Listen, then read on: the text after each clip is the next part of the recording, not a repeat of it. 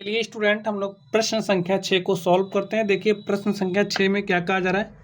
यदि दो वृत्तों के समान लंबाई वाले चाप अपने केंद्रों पर क्रमशः 60 डिग्री तथा 75 डिग्री के कोण बनाते हों तो उनकी त्रिज्याओं का अनुपात ज्ञात कीजिए। हमें क्या निकालना है? त्रिज्याओं का अनुपात निकालना है। तो स्टूडेंट, आप लोग सबसे पहले क्वेश्चन क्या कर रहा है उसको समझ लीजिए, उसके बाद आप लोगों को प्रश्न अच्छे से समझ में सॉल्यूशन समझ में आ जाएगा। देखिए हमारे पास क्या है, कोई दो वृत्त है, ठीक है। इस तरीके से आप वृत्त बना लीजिए। अब ये जो वृत्त हैं, वृत्तों के समान लंबाई वाले चाप, चलिए हम इस चाप को ले लेते हैं, ठीक है। इसको हम ले लेते हैं। आप समझिए, ये क्या है? केंद्र है। ये इस वृत्त का केंद्र है, इसको हमने ओ लिया, ये हमारा ओ डैश है। अब देखिए ये जो चाप है, हमने इस चाप को लिया, इसकी लंबाई जितनी इसकी लंबाई उतनी इसकी भी लंबाई है, ठीक है। दोनों लंबाई में क्या है? समान है। अब इनके द्वारा जो केंद्र पर कोण अंतरित किया जा रहा है वो हमें दिया गया है। देखिए क्या दिया गया है, ए हमें 60 डिग्री दिया गया है, और यहाँ से देखिए ये जो कोण अंतरित हो रहा है वो में कितना दिया है? 75 डिग्री दिया है। ये जो चाप है इसकी लंबाई अगर एल है तो ए भी हमारा एल है, ये हमें दिया गया है। बात समझ गए? अब ये जो त्रिज्या, अगर इसकी त्रिज्या को हम R1 मान लें, ये जो दूसरा वृत्त है इसकी त्रिज्या को हम R2 मान लें, भाई ए भी R1 ही होगा, ए R2 तो ए भी R2 होगा क्योंकि वृत्त की त्रिज्या ही है। तो ये जो ओ केंद्र वाला वृत्त है इसकी त्रिज्या और ये जो ओ डैश केंद्र वाला वृत्त है इसकी त्रिज्या का हमें अनुपात निकालना है, ठीक है। चलिए अब आप लोग ध्यान से देखिए, हमें दिया क्या गया है। हमें दिया गया है थीटा 60 डिग्री, इसको थीटा 1 तथा इसको थीटा 2 मान लेते हैं, ठीक है। तो थीटा 1 हमें कितना दिया गया है? 60 डिग्री। अब स्टूडेंट ये डिग्री में है और हमारे पास एक फॉर्मूला होता है, थीटा इज इक्वल टू होता है एल अपॉन में आर। तो ये जो कोण है वो हमारा किस में होता है? रेडियन में होता है। तो इसको हम क्या करेंगे? रेडियन में चेंज करेंगे। तो रेडियन में चेंज करिए। आपको पता होना चाहिए जो हमारा एक रेडियन होता है, ठीक है, वो किसके बराबर होता है? 180 डिग्री बटे में पाई के। तो सबसे पहले इसको किस में चेंज करेंगे? रेडियन में। एक रेडियन 180 डिग्री बटे में पाई के बराबर होता है। तो ये 60 डिग्री किसके बराबर हो जाएगा? रेडियन में करना है ना। तो आप लोग एक बात और समझ लीजिए, एक रेडियन 180 डिग्री पाई के बराबर होता है, और अगर हम एक डिग्री की बात करें तो जो हमारा एक डिग्री होता है वो पाई बटे में 180 के बराबर होता है। तो 60 डिग्री किसके बराबर हो जाएगा? पाई बटे में 180। तो लिखिए 60 गुणे में पाई बटे में 180, ये वाला कॉन्सेप्ट, ठीक है। अब आप ध्यान से देखिए, यहाँ से सॉल्व करिए। 60 1 60, 60 त्रिक 180, हमारे पास आ गया पाई/3। जो थीटा 1 है, थीटा 1 का मान क्या आ गया? पाई/3। अब थीटा 2 देखिए हमें कितना दिया गया है। थीटा 2 हमें दिया गया 75 डिग्री। तो सबसे पहले डिग्री से इसे रेडियन में चेंज करेंगे, तो चेंज में कर लीजिए।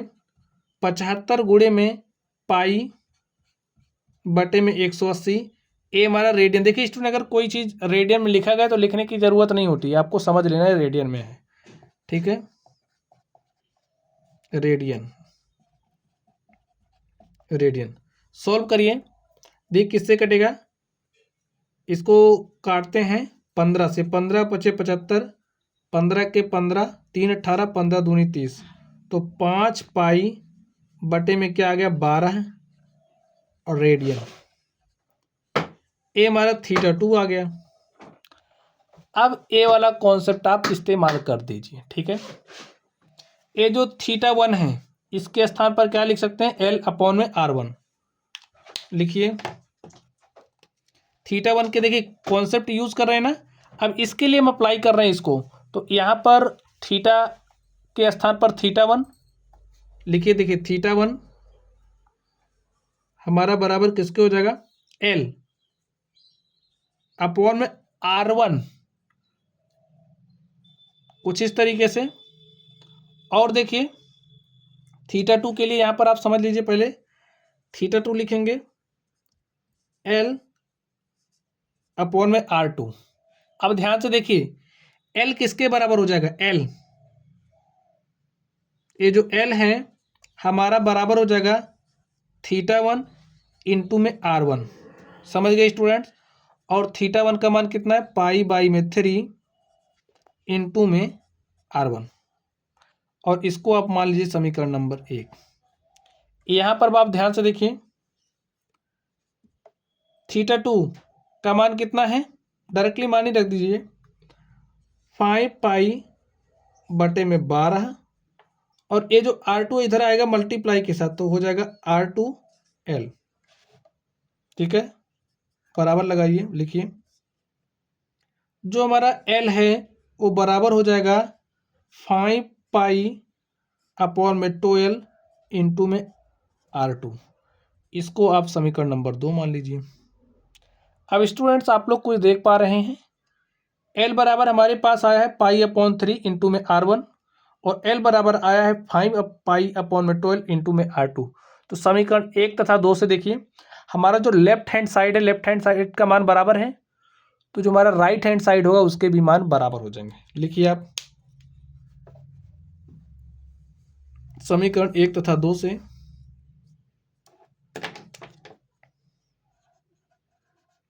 समीकरण 1 तथा 2 से देखिए लेफ्ट हैंड साइड इसका भी L है, इसका भी L है। जब लेफ्ट हैंड साइड बराबर तो राइट हैंड साइड भी क्या हो जाएंगे, बराबर। तो ये जो हमारा है पाई अपॉन में 3 इंटू में R1, ये बराबर हो जाएगा किसके, 5 पाई अपॉन में 12 इंटू में R2। अब ध्यान से देखिए ये जो पाई है पाई से कट जाएगा, ये मार्कर चल नहीं रहा, यहाँ पर ध्यान से देखिए 3 एके 3, 3 चौके 12। हमारे पास R1 इज इक्वल टू क्या आ गया है, 5 अपॉन में 4 इंटू में R2। अब आप ध्यान से देखिए R2 को आप इधर लेकर के आइए, तो R1 upon R2 is equal to 5 upon में 4। R1 अपॉन R2 कितना आ गया, 5 अपॉन 4। तो इसको हम क्या लिख सकते हैं, R1 अनुपाते R2 इज इक्वल टू 5 अनुपाते 4। अब देखिए मैं यही बताना था, ठीक है, तो उनकी त्रिज्याओं का अनुपात बताना था, तो इनकी जो त्रिज्याओं का अनुपात है वो 5 अनुपाते 4 है। और स्टूडेंट यही हमारा क्या हो गया, आंसर हो गया। ठीक है, तो इस तरीके से ये जो हमारा क्वेश्चन नंबर 6 था हमने इसको सॉल्व कर दिया है। तो चलिए स्टूडेंट्स आप लोग पढ़ते रहिए, अगर आप लोगों को कोई भी डाउट हो तो कमेंट बॉक्स में कमेंट करना। वीडियो पसंद आए तो वीडियो को लाइक कीजिएगा, चैनल पर नए हो तो चैनल को सब्सक्राइब कर लेना। चलिए आप लोग पढ़ते रहिए, थैंक यू।